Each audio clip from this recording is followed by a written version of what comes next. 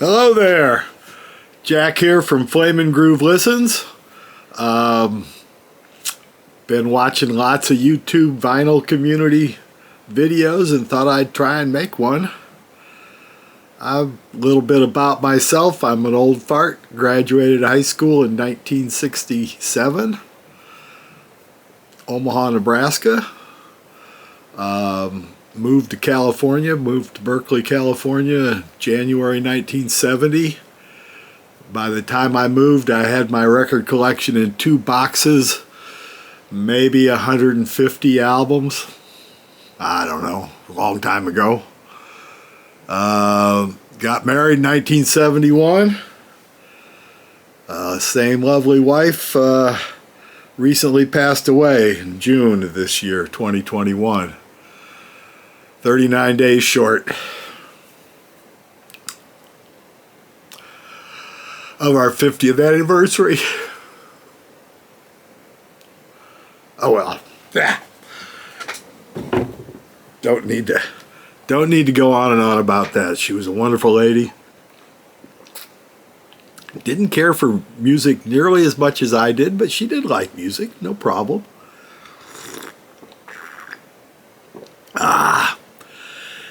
Anyhow, this here pandemic started and I hooked up to YouTube and tried to figure out how to wash records and ended up finding the vinyl community that way. Still haven't figured out how to wash records right. I get them clean, but they still got a little, who knows. So as I just said, I recently lost my wife. It was recently Record Store Day. And I guess I went on a little bit of a shopping therapy. Over the course of about 4 or 5 weeks, I bought or received from pre-orders a whole bunch of vinyl. And let's see if I can show it to you. I'm not sure if this is working right, so forgive me, my technology is not very good. Let's see. Let me start with the biggest thing I got. Get it out of the way first. I was at a used record store the other day and I bought this little puppy for $175. I don't know if I got a good deal or a bad deal. Turns out it's a set of vinyl produced in Germany in 1981 with the first 9 Who albums. My Generation, A Quick One, Who Sell Out, Tommy,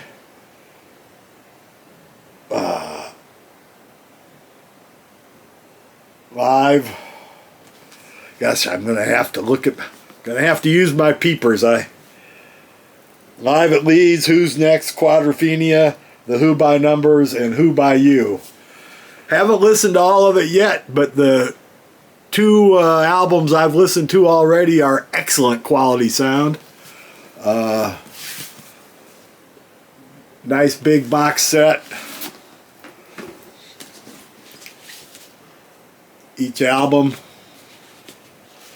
they're not the fancy reissues that just came out. These are done in 1981. Haven't listened to Tommy yet, but I heard somebody complain. Oop, I guess I picked 2 up at once. I heard somebody complain that there were spaces between the tracks. I don't know if that's going to be a big deal or not. But the quality of the vinyl that I've listened to so far has just been excellent. I'm real happy with this buy. And I had all these records before, but my copies were all kind of beat up on account of I played them. Played them a lot, I guess. So anyway,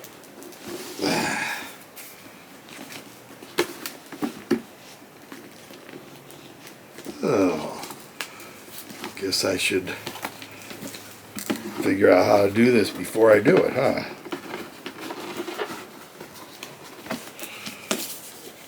Kind of a crazy thing. I guess I had the box inside out and okay, ducks. There we go. There it is. The Who Phases, 1981. That's that's the big one. I guess the most recent one, the one that just came in the mail the other day, there's the inner sleeve right here, Miss Connie Smith. I understand this is her 51st record. It's the first one I got new. She's a great country singer, no question about it. Connie Smith. This just came out, and it's delightful. It's delightful. What else can you say? Picked this one up. Came out, I guess, in 2019, but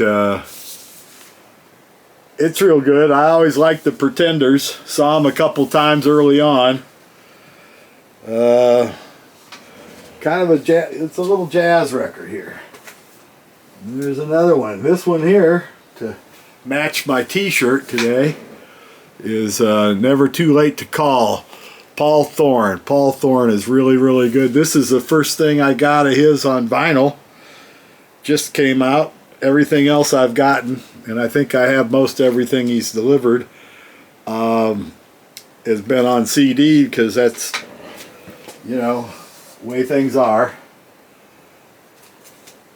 These next two are very, very favorites of mine.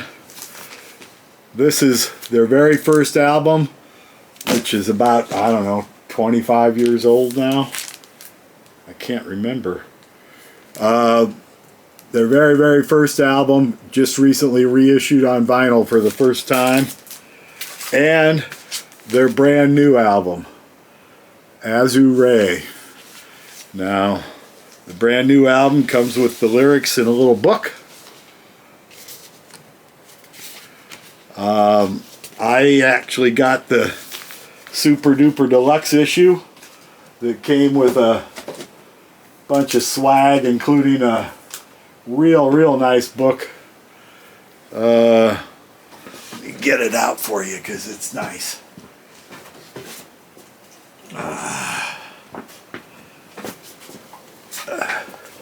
This Azure book, I don't.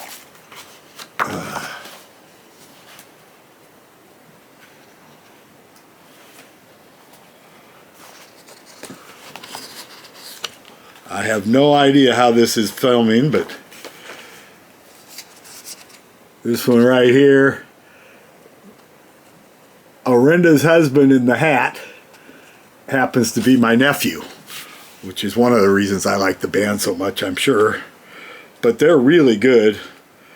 And this little book that came with the super deluxe edition of their new album, real nice, the history of the band.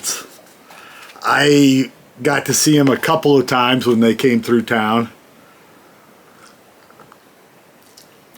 When I say come through town, I moved to Berkeley in 1970. I've lived in the East Bay ever since then, and 40 years ago we moved to San Pablo, which is the northern side of the East Bay, like right north of Berkeley and Richmond.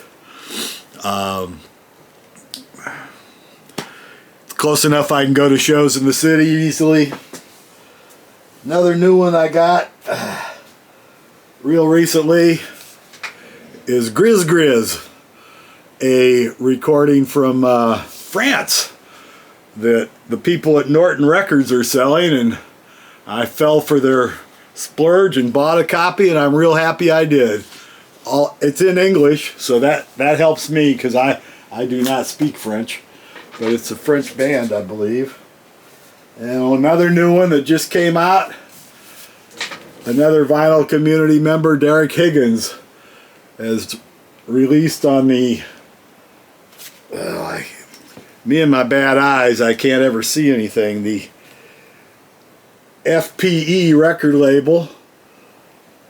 This is an all-instrumental, not usually the kind of stuff I listen to, but he's an interesting guy, and he did a real nice review of Rinda Fink's solo album, Blue Dreams, I think it's called, that I happen to like a lot. So those are some of the newer things. when I go to record stores, I mostly buy used anymore these days because the new stuff is all... there isn't that much I want. Although, the other day I went to the record store, bought a bunch of stuff, some of which is new, some of which is used. I got a Quicksilver Messenger Service. There's the back cover. What is it called? It's called Just for Love. I pulled it apart there, and I got Solid Silver. These are a couple of Quicksilver albums I didn't buy when they first came out because I don't know why. Steve Miller Band, their first album. When this first came out, I had a roommate that had it, so I didn't buy it. But I always liked it. Got it, picked it up for $5. Couple of the new ones I got. First time ever on vinyl includes 3 bonus tracks. Where the Pyramid Meets the Eye. I remember when I bought it. I haven't gotten to listen to this yet. This is part of my brand new. When I bought this, he said it'd been out of print. 2017 Sire Records. Wait, I'm excited about this one. And then, oh, I guess you don't need to see the receipt. This was a record store I'd never been to the other day up in Nevada. I finally bought a vinyl copy. I've had the CD copy of this since it came out. This is one of my favorite Jimi Hendrix records on account of I was actually at this show. I only saw Jimi Hendrix once, and it was the late show at the Berkeley Community Theater, May 30th. It was 1 week before or 1 week after, I'm not really positive, that I saw The Who at the same venue. They did almost all of Tommy that night. They had announced they weren't going to do all of Tommy anymore. They did all but about half of one song that they cut back, Cousin Kevin. They started it and then they go, oh, we're missing, and then they quit. I don't know. So what else have we got here?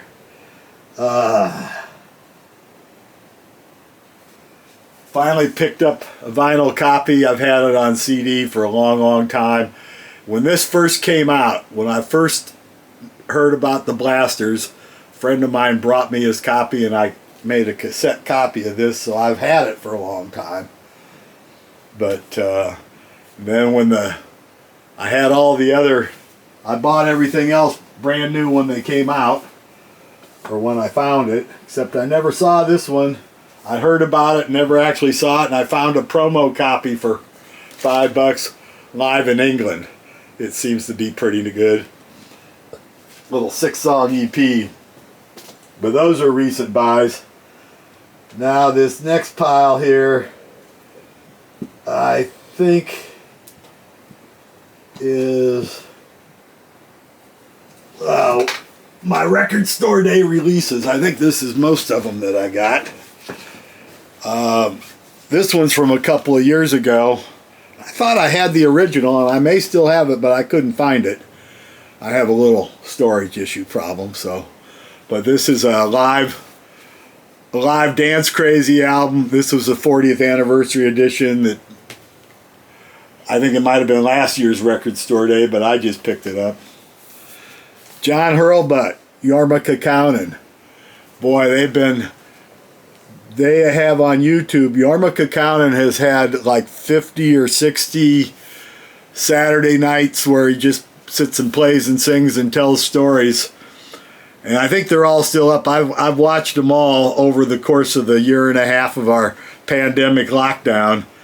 And John Hurlbut is one of the people that comes up and sings with him once in a while. This is their second album together, The River Flows Volume 2, which I got on vinyl. I have the first one on CD. It's wonderful. They're both wonderful.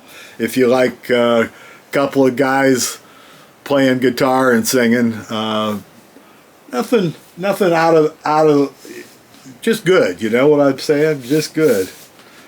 And then I got the Joe Strummer picture disc. I don't know why. I like Joe Strummer. but he seems to release way too much stuff. But this is one of my favorite songs, Junko Partner, 2 different versions, 1 version on each side. It's probably not the best investment I ever made, but what the heck. This might be one of the best investments I got here. Etta James, boy, I've seen her a number of times. 4 sides, 2 LPs live at Montreux over 5 or 6 different performances, years. Hot band, great singer, great. Can Heat Blues Band. This is one when I put it up on Discogs along with a lot of other people, but I'm pretty sure they got the song titles on the jacket mixed up on a couple of songs. The songs are all there, but they're just they're not titled right on the label, in my opinion, but who knows? I could be wrong. Probably am. Jefferson Airplane, longtime favorite band. I actually had all these cuts on their various releases, but a lot of my Jefferson Airplane stuff is pretty beat up, so I went for it, and it's a real nice collection across their career. Small Faces, another real old favorite of mine. This is a record store day. The complete greatest hits. It just means they got their best hits from 2 different record companies on the same disc. It does have Itchy Coo Park, and Itchy Coo Park is the one back in summer of 68 or 69, whenever it was, when I was driving an ice cream truck in Omaha. Itchy Coo Park was on the jukebox where we used to drink our lunch. What else did I get? Oh, I got the Miles Davis Champions. I'm not a huge Miles Davis fan, although the one record that a friend of mine gave me years ago when it first came out, and I kind of like a lot, is his Jack Johnson record, and this is from the same recording dates, different music, but same era. It's real good. The Ramones, live in Australia. They're pretty good too. I like them. I've seen them a couple of times. Saw them at the huge big punk show at the Fillmore. Not the Fillmore, the Winterland, I think it was. This says I'm number... God, I gotta look at glasses to get my number here. Number 05070 is what it says. But I'm real happy I got it. It sounds good. The infamous String Dusters, doing cover songs. It's a good record here too. I only listened to it once or twice now, but it's a lot of covers in the Americana vibes, and I guess I like Americana.